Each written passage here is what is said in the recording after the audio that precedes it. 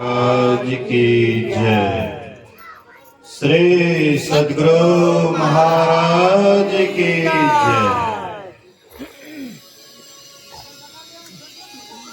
अखंड मंडलाकारं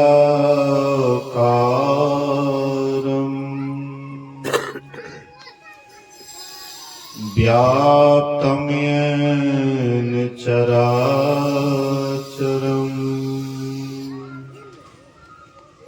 तत्पदं दर्शितं येन तस्मै श्री गुरुवे नमः। धन्य धन्य सतगुरु सुखद महिमा कहे न जाए। जो कुछ कहो तुम्हारी कृपा मोते कछो न बसाए।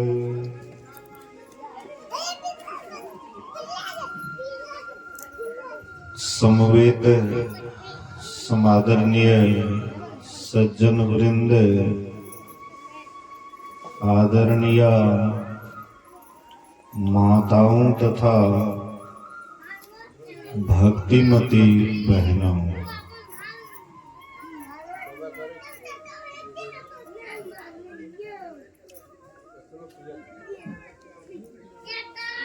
अभी हम लोग जिस स्थान पर बैठे हुए हैं वह स्थान मंगालाल बाबू शायद वो स्वस्थ हालत में है। अपने से उठ बैठने में दिक्कत है, तो जहां भी हैं, जिस स्थिति में भी हैं,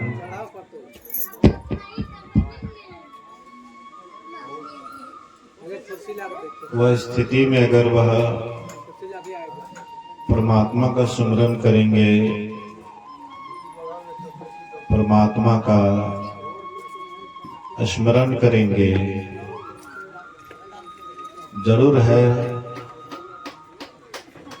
उसका कल्याण होगा। यही परीक्षा की घड़ी है। अंतिम समय जो आता है परीक्षा की घड़ी है। मैं पीछे में निवेदन करूंगा, मंगालाल बाबू को कोई नहीं टोके। सत्संग हो रहा है, लोग जाकर के पूछते चिल्ल रहा, गजब है। सत्संग हो रहा है, सत्संग सुनिए, सुनने दीजिए। चिल्ल रहा तोरा चिन्ह के की करते, नरक जेते। सांच कहे जग मारल जाए, झूठे जगपतिया, ओकरा हम मिला दियो तो बड़ा बढ़िया। अरे भैया सत्संग हो रहा है तो सत्संग सुनिए, सुनने दीजिए। आज झूठो उसको गप में लगाए हुए हैं। अंतिम समय ये मचहा, बोलिए श्री सद्गुरु महाराज की। मचहा में पूज्य मोती बाबा का अंतिम समय था। तो एक त्रिवेणीगंज से कोई अफसर थे, हाँ, अच्छा पोस्ट पर। वे बाबा अपना ध्यान में, जो ध्यानी आदमी होते हैं, अच्छे साधु महात्मा होते हैं, तो शरीर छोड़ते समय बहुत सतर्क रहते हैं, किसी से बातचीत करना नहीं चाहते हैं, परमात्मा का सुमिरन ध्यान करते रहते हैं। तो वे भी सुमिरन ध्यान में लगे हुए थे। वो अवसर तो होता है ना कि हम कुछ हैं, कोई पद मिल जाता तो नहीं होता अहंकार, हम कुछ हैं।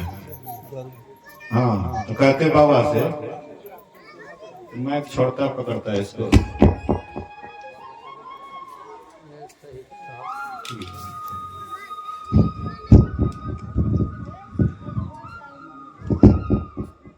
तो पूज्य बाबा से कहते हैं, हमको पहचानते हैं? एक बार बोले, दो बार बोले, बाबा मौन है अपना, गुरु महाराज जी के सुमरन ध्यान में लगे हुए हैं। दो तीन बार बोले, जब लगातार वही बात रट रहे हैं, तोरा चिन्ह के की करब, तोरा चिन्ह के की करब, चिन्ह वगैरह जकरा चिन्ह के बाद अनचिन्ह नहीं हेते, तोरा चिन्ह के की करब।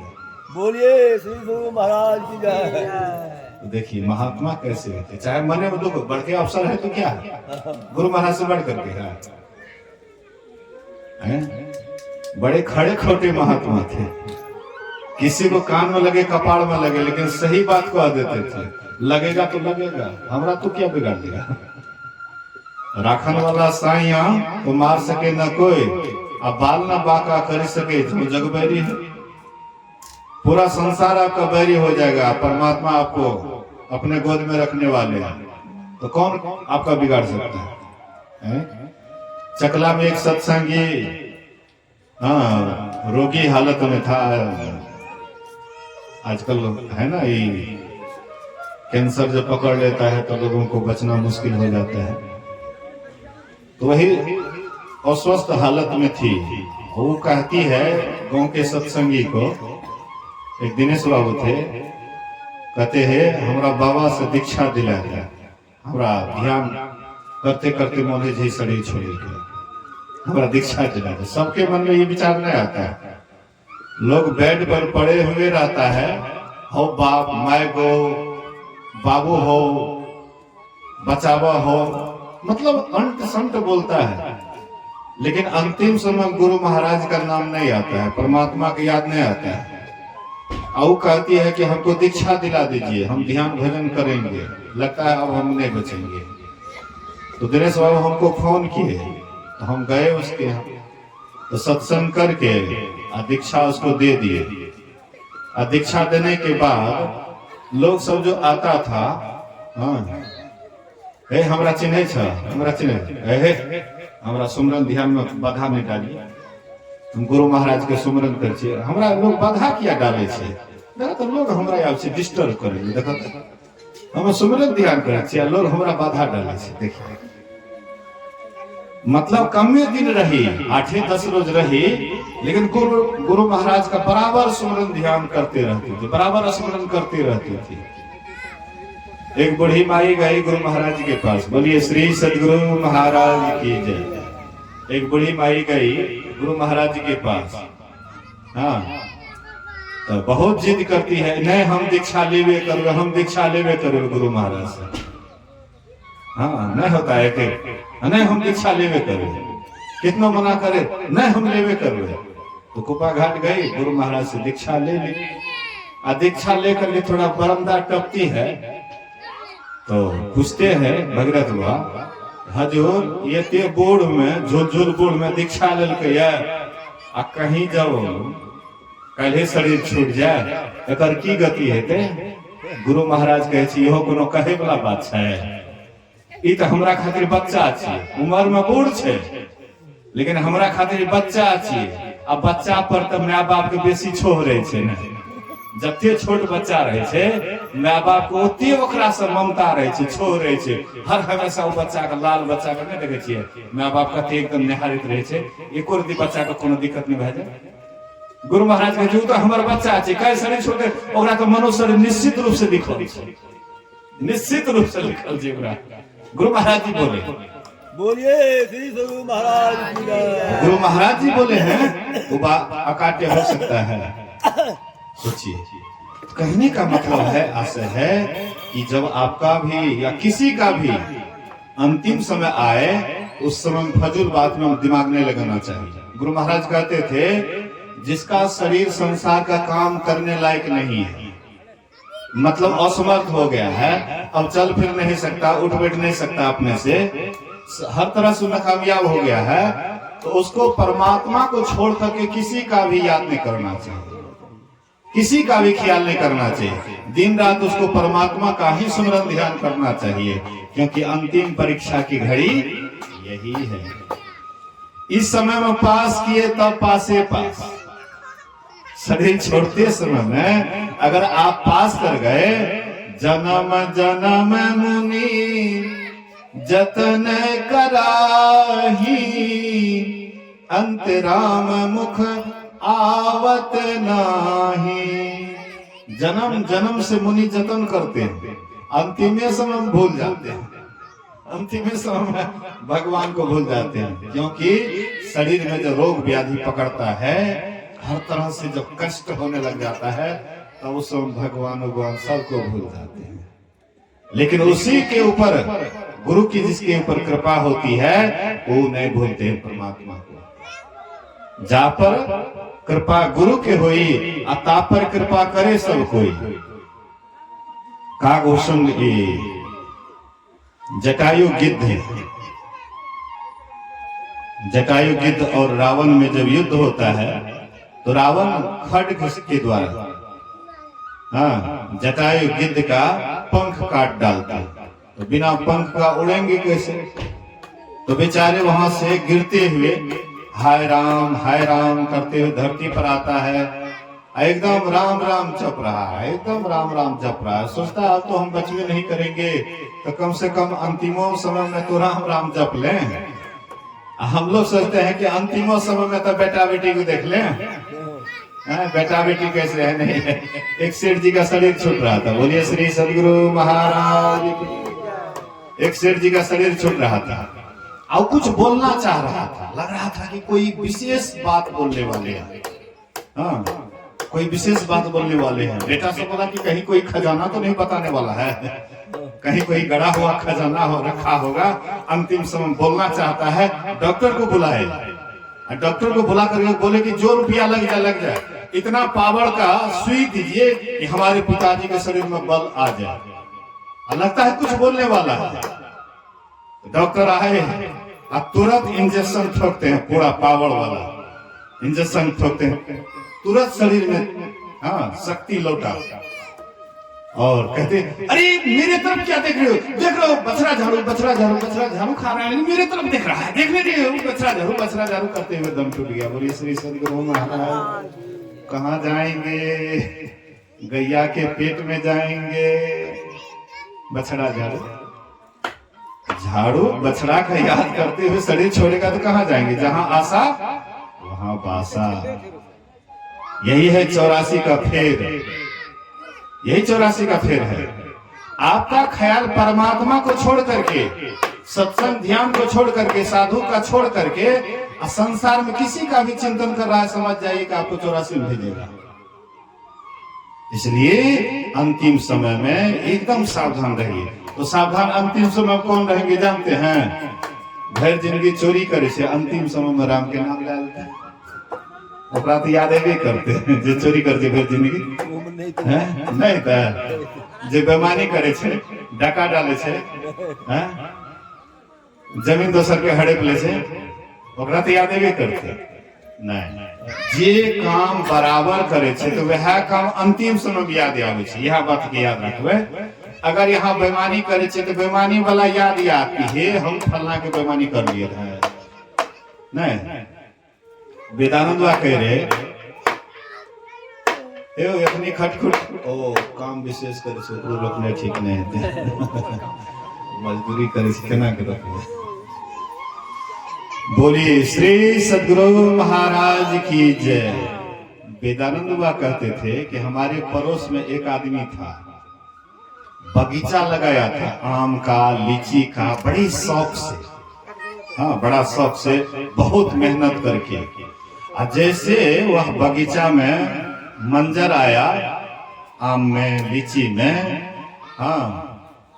फल के बाद फूल आया, फूल के बाद फल आया, वैसे ही एक आदमी आया, राते को सबको एक तरफ से काट दिया,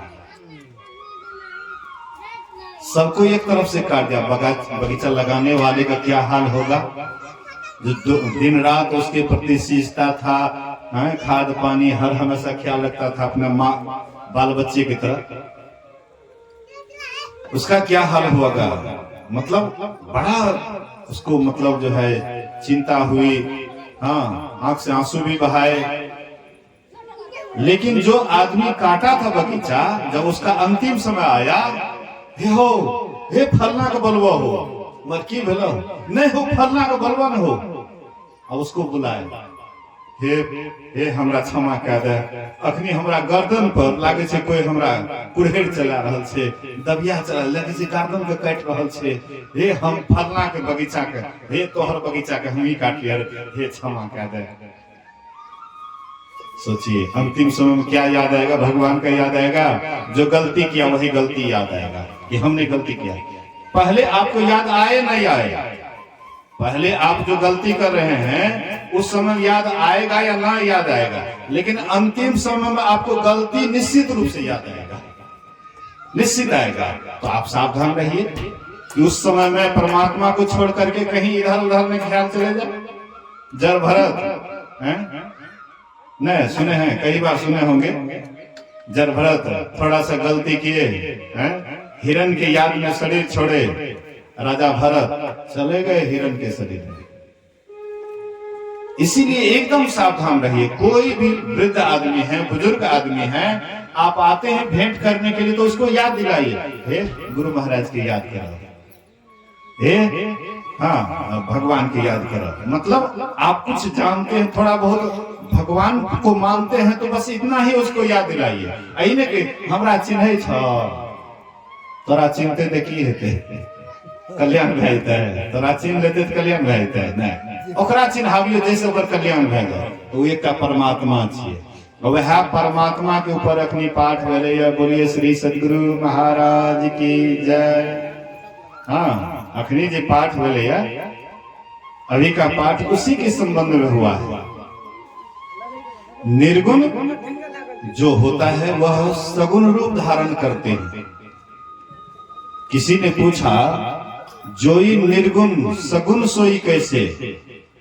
जो निर्गुण है वह सगुण कैसे हो सकता है? प्रश्न है कि जोई निर्गुण सगुण सोई कैसे? उत्तर में कहते हैं जलहीन उपल बिलक नहीं जैसे। जैसे पानी का दूसरा रूप है पाला और ओला। पाला आजकल पाला गिरता है ना, कुछ फसल का नाश भी करता है पाला, किसी के लिए लाभ भी देता है। अब गेहूं हाँ जन्म जाता है, पाला गिरता है तो गेहूं को उसी में विकास होता है। और उसी जगह पर आलू का है, आलू का गाछ है, अगर स्प्रे कीजिएगा तो ठीक। हमने अगले साल अपने आश्रम में आलू लगाया था, आप पाला गिरने लगा तो अंठा दिए, छोटा छोटा मतलब जितना बीज लगाए थे वो भी ऊपर नहीं हुआ, एकदम छोटा छोटा। मतलब सब वृक्ष चला तो बड़ा बढ़िया, लेकिन पाला का दवाई नहीं दे सके, सब गल गया। तो देखिए पानी का दूसरा रूप है पाला, ओला, पत्थर। कभी कभी पत्थर की बारिश होती है, वो तो सबको नाश कर देता है। पाला से किसी को लाभ होता है, किसी को हानि होती है, और पानी से तो सबको लाभ होता है। नहीं, पानी से सबको लाभ होता है। कोई भी फसल है पानी डालते हैं तो बहुत बढ़िया फसल होता है। गेहूं है समय समय पर पानी डालते हैं तो बहुत बढ़िया गेहूं होता है। मतलब कोई भी फसल है तो बहुत बढ़िया है। तो वैसे ही निर्गुण है, निर्गुण वह सबके लिए सुलभ है। निर्गुण रूप सुलभ अति, सगुण जान नहीं कोई, असुगम अगम नामाचरित सुनि मुनि मन भ्रम होय। निर्गुण रूप सुलभ अति, निर्गुण को सुलभ बताया है, असगुण को ही दुर्लभ बताया है। सगुण में भ्रम होता है, निर्गुण में भ्रम नहीं होता है। बोलिए श्री सदगुरु महाराज की जय। जब मेघनाथ राम और लक्ष्मण को नागफांस में बांध दिए थे तो हनुमान जी गए हैं। हनुमान जी जाते हैं, नारद बाबा से भेंट होती है। नारद बाबा बोले कि इसका दवाई, इसका इलाज गरुड़ जी के पास है, आप उसके पास चले जाइए, गरुड़ जी ही इसका इलाज करेंगे। क्योंकि सर्प को गरुड़ से ही डर है, गरुड़ ही ठीक कर सकता है, इसलिए आप उसके पास चले जाइए। तो गरुड़ जी के पास गए और गरुड़ जी से सुनाते हैं कि देखिए हाँ, युद्ध चल रहा था और रावण का बेटा मेघनाथ नाग फांस में दोनों भाई को बांध दिया है। सोचते हैं कि राम भगवान सुनते हैं, अवतारी पुरुष, परब्रह्म परमात्मा, और नाग फांस में बांध दिए, हमको बंधन काटने के लिए जाना पड़ रहा है।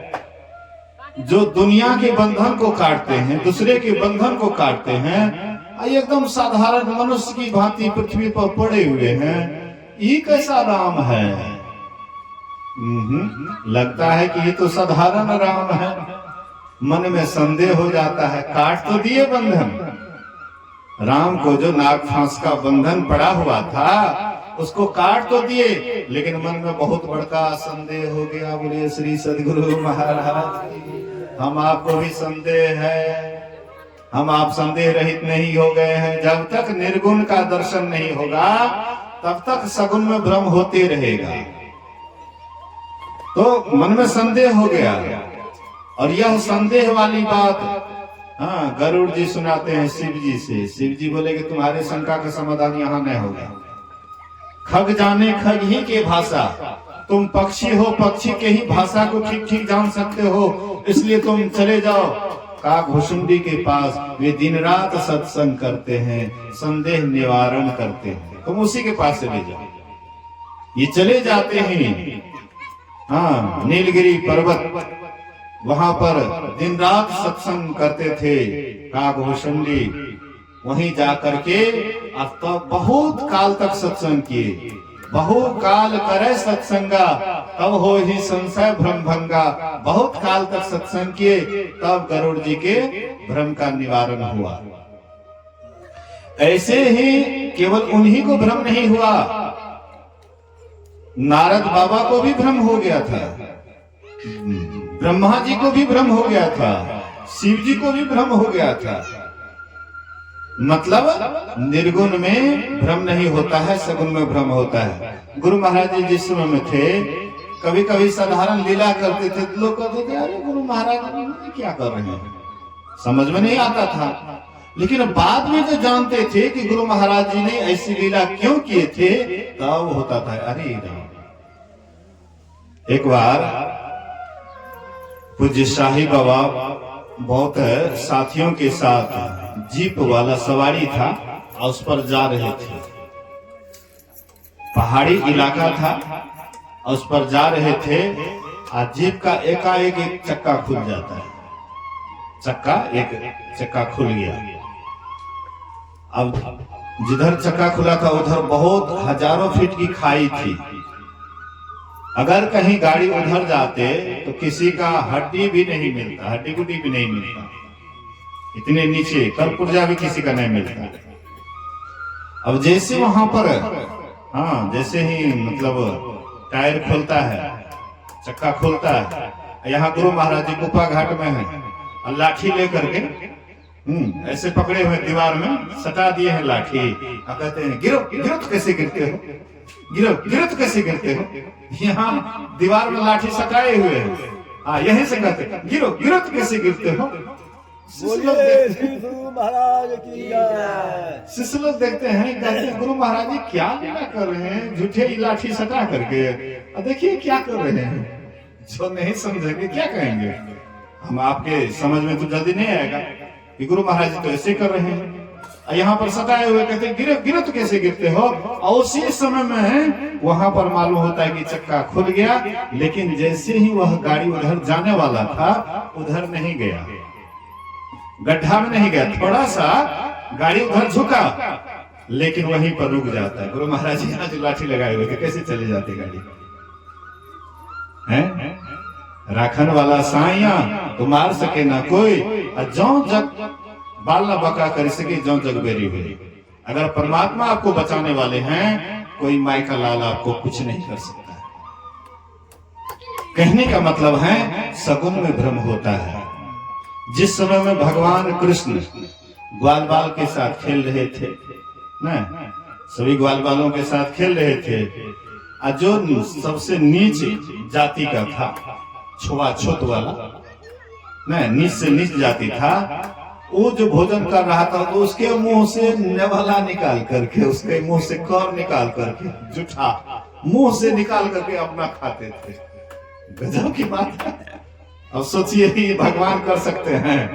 किसी के मन में श्रद्धा होगा वो भगवान के प्रति? मान लीजिए डोम हलाल खोर, कोई हलाल खोर हो, डोम हो जाति का, और उसके मुंह से नेवाला निकाल करके, मुंह खा लिया है मुंह में, वो नेवाला निकाल करके मुंह में लेने लगे तो कितने आदमी को श्रद्धा होगा भगवान के प्रति? ब्रह्मा जी को भी संदेह हो गया, यही भगवान है। सुनते हैं भगवान कृष्ण 16 कला से अवतार लिए हुए हैं, संपूर्ण अवतार, पूर्ण अवतार हैं। अभी बांसुरी आप लोग किसका सुन रहे हैं?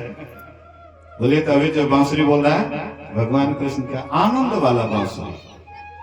भगवान कृष्ण एकदम आनंद में बांसुरी बजाते थे, एकदम आनंदित रहते थे, इतना आनंद से खिल जाते थे एकदम बांसुरी के स्वर में, एकदम आनंदित हो जाते थे। और जो उनके बांसुरी को सुनते तो सीधे भगवान कृष्ण के पास गोपियां सब दौड़े चले आते थे बिना बुलाए, क्योंकि वह बंसी में ऐसा रस था, इतना आनंद भरा हुआ था, इतना शांति मिलती थी वह बांसुरी की आवाज को सुन करके, अपने को रोक नहीं पाते थे, सीधे चले जाते।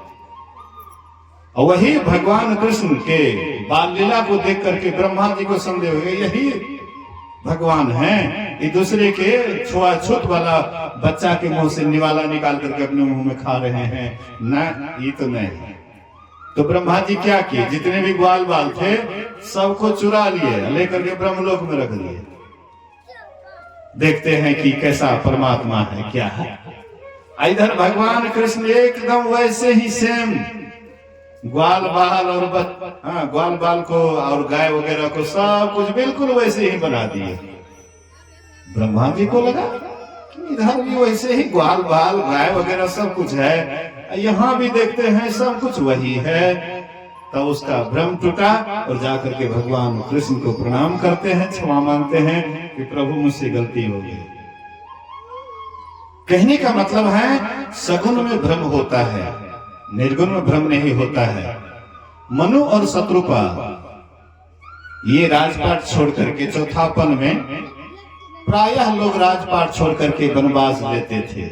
ये आपकी बात नहीं, कलयुगिया बात नहीं है। आजकल तो जैसे जैसे बूढ़ा होता वैसे वैसे घर द्वार को पकड़ता है, पोता पोती को पकड़ता है, बेटा बेटी को पकड़ता है। बगल में सत्संग होता है तो झांकेंगे नहीं, सत्संग है ना, सत्संग की जेबे सत्संग में, हम ओकरा से कम जाने छिए, वो महात्मा बड़का ज्ञानी भए गेलै, हम ओकरा से कम जाने छिए।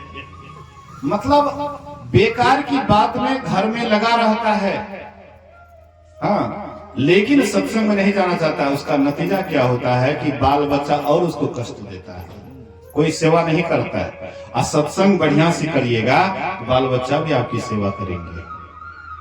हमारे ये गणपत बाबू बोल रहे थे कि मैं वह बैटरी वाला रिक्शा लेना चाहता था, बेटा से कहता नहीं लिए, मतलब प्रतिष्ठा वो पढ़ देते हैं, बेटा डॉक्टर मास्टर, और चलते वो ठेला वाला रिक्शा पर लोग की कहते। देखिए आखिर उनके प्रति श्रद्धा है तभी नहीं बात कहते हैं। तो अगर आप सत्संग कीजिएगा तो बाल बच्चा के अंदर में भी आपके प्रति श्रद्धा होगी, ये भी आपकी हृदय से सेवा करेंगे। जो अच्छा सत्संग ध्यान करते हैं तो उसका बाल बच्चा बढ़िया से सेवा करता है कि नहीं, हमारे पिताजी अच्छा कर्म करते हैं, सुंदर कर्म करते हैं, सत्संग ध्यान करते हैं, बहुत अच्छा कर्म करते हैं, इसीलिए इसकी सेवा करनी चाहिए। अगर सत्संग ध्यान नहीं करिएगा हाँ, तो आपका बाल बच्चा भी आपको आदर नहीं देगा, सम्मान नहीं करेगा, कहेगा वैसे ही रहने दो, मरता है मरने दो। आपके प्रति श्रद्धा नहीं होगी। श्रद्धा किस बात पर होगी? परमात्मा का जो भक्ति करते हैं, स्वाभाविक परमात्मा दूसरे के हृदय में श्रद्धा उत्पन्न कर देते हैं। हमने सुना है कि एक ऐसे ही एक व्यक्ति खूब भगवान का भक्ति करते थे, ध्यान भजन खूब करते थे, लेकिन बाल बच्चा उसका सेवा नहीं करता था। परमात्मा स्वयं आकर के उसकी सेवा करने लगे, परमात्मा आकर के उसकी सेवा करने लगा। सोचिए कितनी दयालु है परमात्मा। जो ये संसार को बनाया है, संसार को चला रहा है, कितने दयालु है। अपना खुद आकर के सेवा करने लगे कि चलो इसका कोई नहीं सेवा करता है, हम ही इसका सेवा करेंगे।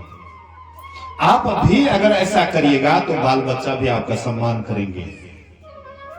चारपन होता है, एक बालापन, दूसरा किशोरापन, तीसरा होता है युवापन और चौथा होता है वृद्धावस्था, वृद्धापन। अगर आप 3 अवस्था तक भगवान की भक्ति नहीं भी कर सके तो चलिए कोई बात नहीं, काम धंधा में इधर उधर लगे हुए थे नहीं। जैसे मंगलाल बाबू का बेटा वगैरह शायद उतना सत्संग यार नहीं जाता होगा।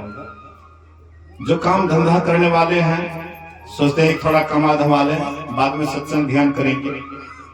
तो आप अपना जाए वह कहे छे ओकर बाल बच्चा भी नहीं जाए हेते, लेकिन वो जाते होंगे। तो जैसे मतलब काम धाम करने वाला है तो अभी नहीं जा रहा, लेकिन कम से कम जब चौथापन आता है तो तब तो उसको जाना चाहिए चौथापन में। और 3 पन में नहीं कर सके खैर कोई बात नहीं, लेकिन चौथापन में निश्चित रूप से सत्संग करना चाहिए, ध्यान करना चाहिए, परमात्मा मन लगाना चाहिए। वही चौथापन जब मनु शत्रुपा का आ जाता है, मनु और शत्रुपा का आ जाता है तो वे लोग क्या करते हैं, बाल बच्चा को राजपाट दे करके चले जाते हैं। तो वहां जा करके बहुत तप किए। पहले तो फल फूल खा करके तप किए, भगवान का दर्शन नहीं हुआ तो सोचे कि फल फूल खा करके कर रहे हैं तपस्या, इसलिए भगवान दर्शन नहीं दे रहे हैं, तो चलो फल फूल छोड़ करके केवल पानी पी करके तप करने लगे। फल फूल खाना छोड़ दिए, खाली पानी पी करके तप करने लगे। वो भी कितना 1000 वर्ष तक किए, फिर भी भगवान का जब दर्शन नहीं हुआ, उसके बाद फिर पानी भी पीना छोड़ दिए, सूखा पत्ता खा करके तप करने लगे, फिर भी दर्शन नहीं दिए, उसको भी छोड़ दिए।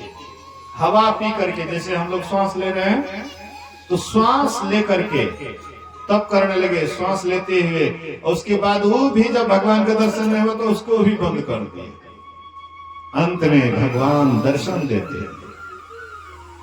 तो जब भगवान दर्शन दिए, बोले कि वरदान मांगो, हमसे क्या मांगते हो? तुम्हारी तपस्या से मैं प्रसन्न हुआ, खुश हुआ, मांगो वरदान, क्या मांगते हो? तो ये क्या मांगते हैं? देखिए यहाँ पर दर्शन जो हुआ है वह किसका दर्शन हुआ है? सगुन का दर्शन हुआ या निर्गुण का दर्शन हुआ? अभी लोग बोलिए तो सगुन का दर्शन हुआ कि निर्गुण का दर्शन हुआ? मनु शत्रुपा को हैं? गणपत बाबू काकर वाले दर्शन? बोलिए श्री सदगुरु महाराज की जय। सगुन रूप का दर्शन हुआ, लेकिन बहुत आदमी सोचते हैं कि नहीं निर्गुण का दर्शन हुआ। तो निर्गुण का जब दर्शन हुआ तो फिर वे अयोध्या में क्यों राजा दशरथ के रूप में आ गए? और फिर वही परेशानी। निर्गुण के दर्शन होने के बाद आवागमन से ही छुट्टी मिल जाती है। अब आपको संसार में आना नहीं पड़ता है। कितना हो सुंदर रूप हो वह सगुन ही कहलाता है, चाहे देव रूप हो या कोई भी रूप क्यों नहीं हो। तो उनको दर्शन दिए, दर्शन देने के बाद कहते वरदान मांगो, क्या मांगते हो? वरदान में क्या मांगा? कहते हैं कि आपके जैसे हमको पुत्र हो।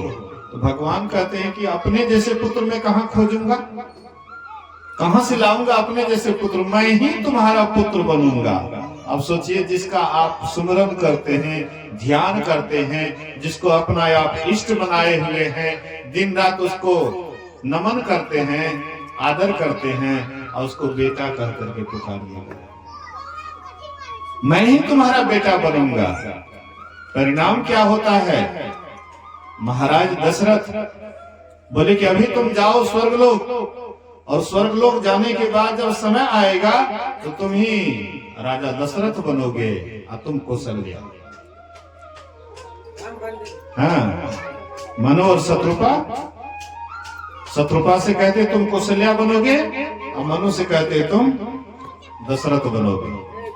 वही महाराज दशरथ और कौशल्या बनते हैं। यहाँ पर भगवान राम स्वयं परमात्मा राम आए हैं, राम के रूप में स्वयं परमात्मा आए हैं। आप कहिएगा कि मंगललाल बाबू का जो परपोता है वो कौन है, हम कहेंगे कि वही परमात्मा है, दूसरा और कौन है। उसका जन्मदिन मतलब साल भर पूरा हो रहा है, उसका जन्मदिन मनाया जा रहा है, परमात्मा ही है, दूसरा और कौन हो सकता है। सब तो उसी का रूप है, दूसरा कौन है। जितना कुछ भी दिखाई पड़ता है सब परमात्मा का ही रूप है।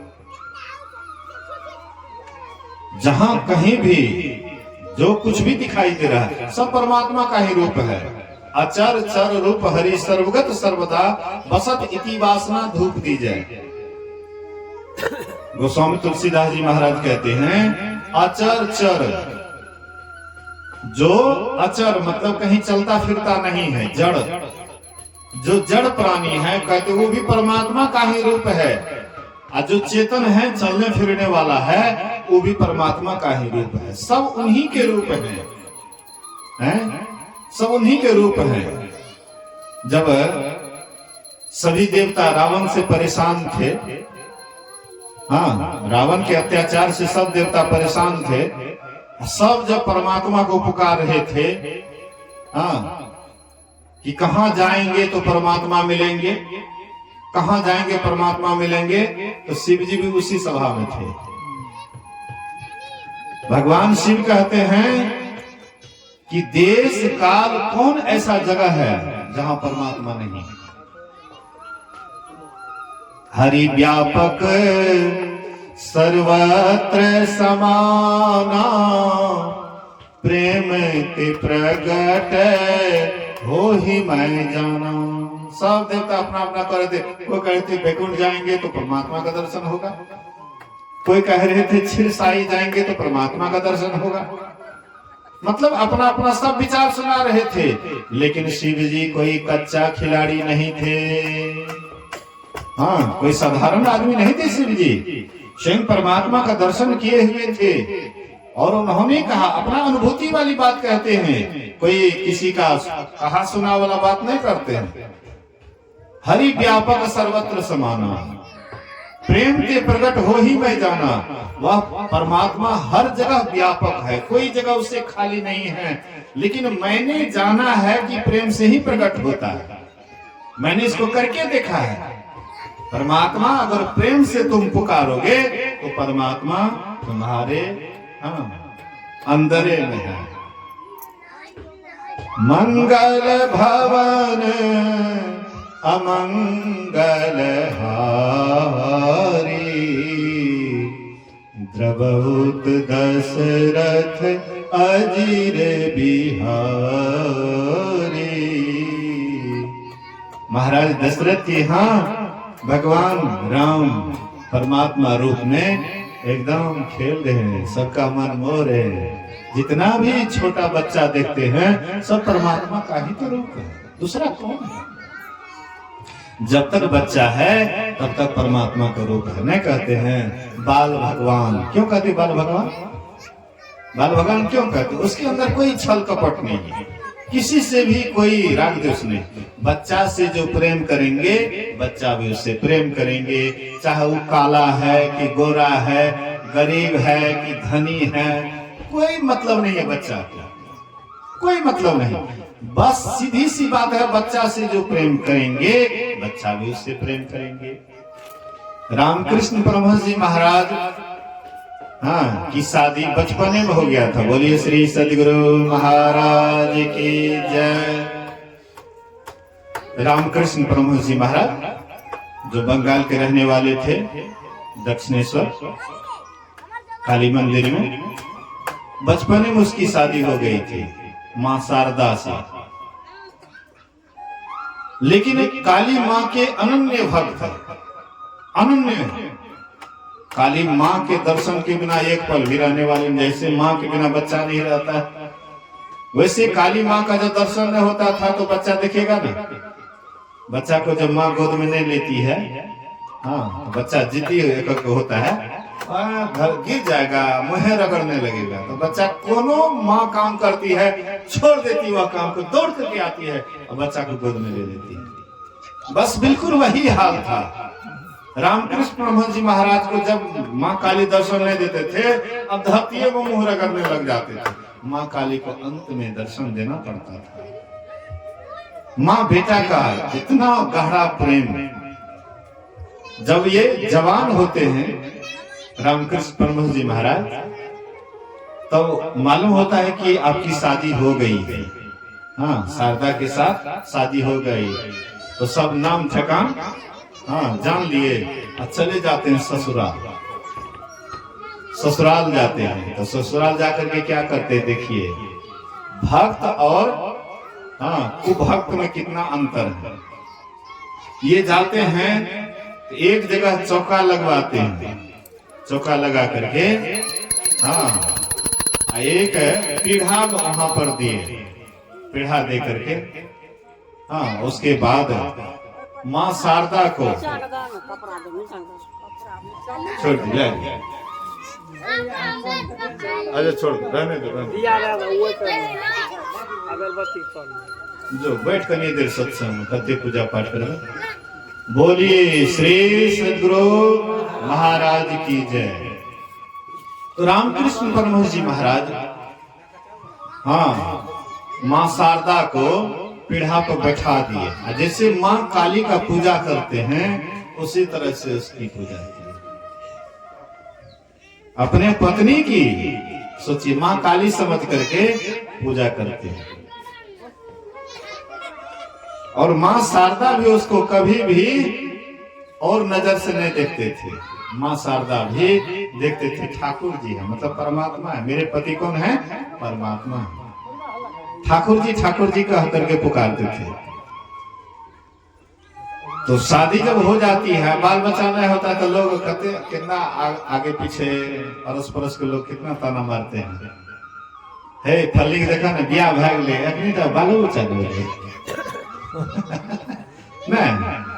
जो मतलब माँ बहने का जो नियम है, वो ताना साल भर हुई और उसके बाद जब कहीं लेट हुआ बस ताना मारना शुरू। देखा ना साल भर भाई अभी तक बालो बच्चा नहीं मिले, ताना मारने लगे। तो वैसे माँ शारदा को भी लोग ताना मारते थे। लेकिन रामकृष्ण परमहंस जी महाराज का तो अलगे ख्याल था, अलगे दृष्टि थी। साधारण आदमी की भांति उनकी दृष्टि नहीं थी। एक रूम में, एक कमरा में 6 महीना तक सोए। 1-2 दिन की बात नहीं, 6 महीना तक एक कमरा में सोए, लेकिन पत्नी के दृष्टि से कभी नहीं देखे। माँ काली ही नजर आता था। माँ काली क्या है, रूप है। सोचिए कैसी, कितना शुद्ध पवित्र उनका ख्याल था। तो लोग अड़ोस पड़ोस में बहुत आदमी कुछ से कुछ कहने लगे, तू बांझी है, तुमको संतान नहीं होता, तुम ऐसे है वैसे है। तो रामकृष्ण परमहंस जी महाराज से वह शिकायत करती है कि लोग हमको ताना मारते हैं, ऐसे कहते वैसे कहते हैं। कहते तुम क्या चाहती हो? बोले कि हमको भी बाल बच्चा। बोले कि अच्छा कोई बात नहीं, जो भी बाल बच्चा तुम्हारे यहाँ आएंगे उसको तुम प्रेम से खिलाना पिलाना प्यार करना, देख लेना तुमको कितना बच्चा होता है। जो बच्चा है माँ शारदा उसको बड़ा प्रेम से पुचकार करके, आओ बाबू थोड़ा सा खा लो। बच्चा का तो धीरे धीरे लाइन लगने लगा, ढेर बच्चा आने लगे। माँ शारदा बड़ा प्रेम से खिलाते पिलाते थे। एक दिन रामकृष्ण परमहंस जी महाराज कहते हैं इतना बच्चा आता है, थोड़ा थोड़ा प्रसाद रूप में दे दो। बोले आप माँ के हृदय को नहीं जानते हैं, अपना बच्चा को थोड़ा सा देंगे, जब तक पेट नहीं भरता है माँ का हृदय तब तक पूरा नहीं होता है। इसीलिए बच्चा है ना, देखिए बहुत बच्चा उसके पास आने लगे। आप जैसे बच्चा से प्रेम कीजिएगा, बच्चा भी आपसे प्रेम करेगा। बच्चा नहीं देखेंगे कौन जाति का है,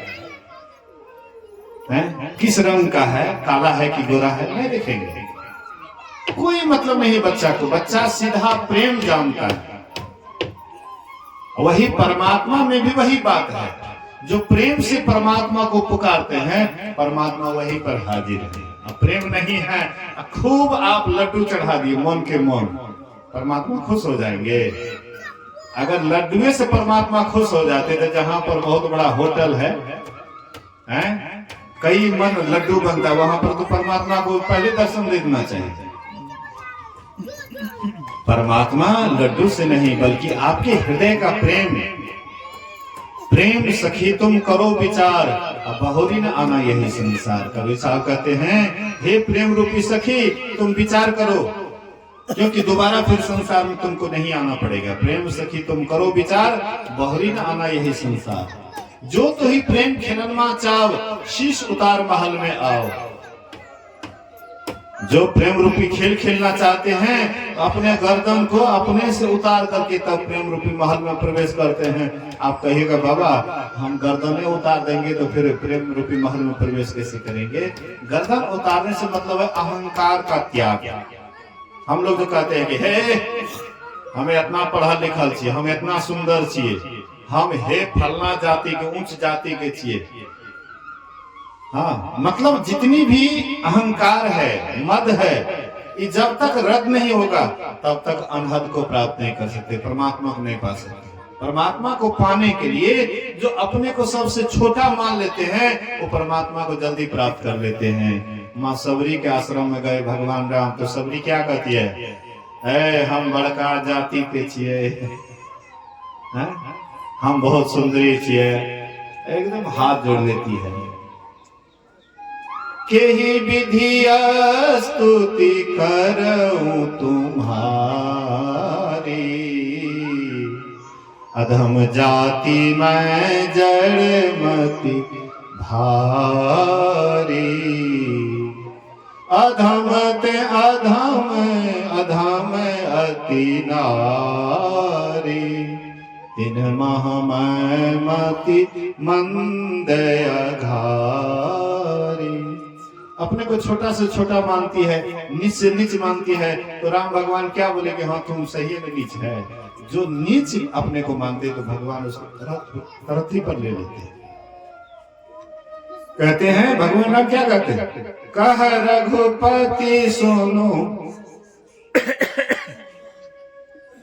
भामिनी बाता, मानव एक भगति करनाता। हे भामिनी सुंदरी मेरी बात सुन, मैं केवल भक्ति का नाता मानता हूं। भगवान किससे नाता मानते हैं? भक्ति का।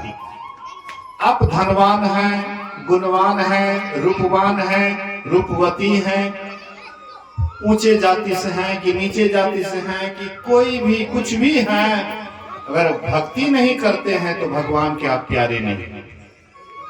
अगर आप किसी भी जाति के हैं, अगर परमात्मा की भक्ति करते हैं तो परमात्मा का आप बहुत प्यारे हैं। परमात्मा में प्रेम होना चाहिए। जिसके अंदर परमात्मा के प्रति प्रेम होता है, परमात्मा वहीं पर प्रकट हो जाता है। एक छोटी सी कहानी कह करके मैं अपने वाणी में विराम दूंगा। उधर गोड्डा तरफ की बात है। एक सत्संगिनी थी, कुमारियों में दीक्षा ली थी। बहुत ऐसे होते हैं जो सत्संगी परिवार से होते हैं, तो माँ बाप कहते हैं तो दीक्षा ले लेते हैं। तो वह भी माँ बाप के कहने पर दीक्षा ले ली। दीक्षा लेकर के शादी हो जाता है तो मांसाहारी परिवार में सब चूल्हा लवार, सब मांसाहारी। रोज रोज एकदम काट खोट, एकदम मांस मछली, क्या कहना है। अब जो सत्संगी है उसका तो समझिए दुर्दशा हो जाता है। उसकी भी बहुत दुर्दशा हो गई थी। संजोग से कुछ रामेश्वर बाबा से वह दीक्षा ली थी। रामेश्वर बाबा गए उसी के इलाके सत्संग करने के लिए। सोची कि जे बाबा से दीक्षा लिए लगे छै वह बाबा लिए, आवाज ओकरे बुझावे छै। अच्छा जाय छियै, बातों काट के, वहां तो सत्संग नहीं जल देते घर परिवार के लोग, बातों काट के जल जाय छियै। चली गई। जैसे सत्संग समाप्त हुआ तो बाबा के पैर को पकड़ लेती है, जैसे लोग लोटा से पानी से चरण धोते हैं, वो आंख के आंसू से धो डालते बाबा के चरण को। इतना मतलब कष्ट में थी, दुख में थी, हाँ, हर तरह से उसको पीड़ा दिया जा रहा था, कष्ट दिया जा रहा था, मारपीट भी करता था। मतलब कोई रहेगा उसको समझने वाला, तबे न समझेगा, कोई समझने वाला नहीं था। खूब रोने लग जाती है। बाबा कहते अरे बताओ तो सही क्या हुआ, हाँ बताओ तो सही क्या दिक्कत है, दिक्कत बताओगी तभी न उसका समाधान होगा। तो बोले बाबा आपसे ही दीक्षा लिए थे कुमारी अवस्था में, लेकिन यहाँ पर सब के सब मांसाहारी है, हमसे जबरदस्ती कहते हैं कि तुम मसाला पीसो, तुम ऐसे करो, तुम ऐसे करो, परोस करके लाओ, ये वो ना तेरा। बाबा क्या करूंगी? बाबा कहते हैं कि तुम काहे टेंशन लेती है, तुमको अंकुश दिए हैं, मस्त गजराज को भी बस करने के लिए, मस्त हाथी को भी, जंगली हाथी को भी अंकुश से बस किया जाता है। तुमको अंकुश दिए, तुम उसका इस्तेमाल नहीं करती है तो कैसे बस में होगा? बोले कि क्या है? बोले कि मंत्र जो दिए हैं तुम उसका इस्तेमाल करती है, तुम भी उसी की याद में भूल गई, कष्ट देता है तो तुम भी दुखी हो गई, तुम भी सुमरन करना भूल गई। करती है सुमरन ध्यान बराबर दिन रात? नहीं बाबा, दुख जे दे छे तो वही मैं भूल गई। नहीं, तुम ये इसका इस्तेमाल करो ना, अब देख लो परिवार में धीरे धीरे ऐसा सुधार हो जाएगा कि सब सत्संगी हो जाएगा। बोलिए श्री सदगुरु महाराज। बाबा बोले तो उसका आशीर्वाद भी साथ में आ गया ना। साधु महात्मा जो बात बोलते हैं और उसको अगर आप करने लगिए तो लोग कह है आशीर्वाद देना, आशीर्वाद देना। मैं आशीर्वाद की देता, तू बाबा जे कहे छो काम कर ना, आपको ऑटोमेटिक आशीर्वाद तोरा मिल जाता। हाँ, तो वो कहते हैं श्री सदगुरु महाराज की जय। तो कहते अच्छा कनिया देर शांति रहो, बातचीत में कंटा डिस्टर्ब भेल छे। बोलिए श्री सदगुरु महाराज की जय। तो बाबा बोले हाँ, साथ साथ आशीर्वाद भी मिल जाता है। तो वह जाती है बराबर सुमरन करने लग जाती है। हाँ, अब मतलब जो है कुटेर छाटे तब भी जब करे, भोजन बनावे तब भी जब करे, चावल धोवे तब भी जब करे, चावल डालने लगे तब भी जब करे, परोस करके देने लगे तब भी जब करे, हाँ खाने के लिए खिलाए तब भी जब करे, थाली धोए तब भी जब करे। मतलब जब को वो अपना जीवन का आधार बना लिया। जैसे श्वास होता है, बिना श्वास के हम लोगों का हाँ जीवन नहीं रहेगा, इसी तरह से जब को श्वास की तरह बना लिया, एकदम बराबर दिन रात जब करने लगे। और जब करते करते सबको भोजन देते देते कुछ दिन के बाद सास कहती है तू कौन सी करे छा, आंख बंद क्या के हम भगवान के ध्यान करे, एक घंटा हमरो दीक्षा दिला दे, कोनो बाबा को मंगवा ना, हमरो मन है ये। बस अवसर देखी, बाबा को मंगा करके सास को भी दीक्षा दिला दी। कुछ दिन के बाद ससुर कहते हैं हे हमरो मन है छे, आप की करबे ई सब घिरनीत काम नहीं नीक लागे छे, हे कटा और महात्मा के मंगवा हमो ले। ससुरो ले के कुछ दिन के बाद पति कहे छे हे एकरा कुप्पा घाट देखे के मन करे छे, चलो न कुप्पा घाट देखे ले। अवसर तो खोजबे करे रे, क्या तो बहुत दुखी बहुत दुखी रहे। थोड़ा सा गुरु महाराज की कृपा भेले, कोई कृपा के लाभ किया लिया, कहके हाँ हाँ चलियो। गेले कुप्पा घाट, देखलक सब चीज, देखे के बाद कहे हे आइ दिन से हमहू नहीं खेबै, देखत कते बढ़िया हैं आश्रम छे, कते बढ़िया हैं गुरु महाराज के। मतलब सब कुछ देख करके उसका पति भी धीरे धीरे सत्संगी हो गया, पूरे फैमिली सत्संगी हो गया। एक सत्संगी होने के कारण पूरा सत्संगी हो गया। वही हम आप भी परमात्मा को प्रेम से अगर पुकारेंगे, परमात्मा की भक्ति करेंगे, तो परमात्मा नहीं देखते हैं कि कौन जाति है, कौन वर्ण है, ऊंच है कि नीच है, क्या है नहीं है, कुछ भी नहीं देखते हैं। परमात्मा प्रेम के भूखे हैं। प्रेम बिना जो भक्ति है सो निज दिन विचार, उद्र भरम के कारणे जन्म गवायो सार। प्रेम के बिना जो भी भक्ति है वह दिखावा है। लेकिन प्रेम हो, प्रेम कैसे होगा? तो सत्संग अगर करिएगा बढ़िया से, धीरे धीरे सत्संग सुनते सुनते प्रेम हो पड़ता है। सत्संग नित और ध्यान नित रहिए, करत संलग्न हो, व्यभिचार चोरी नशा हिंसा झूठ करना चाहिए। तो इसको ख्याल में रखते हुए और बराबर सत्संग ध्यान करते रहिए। इसी वचन के साथ मैं अपने वाणी में विराम देता हूँ। बोलिए श्री सद्गुरु महाराज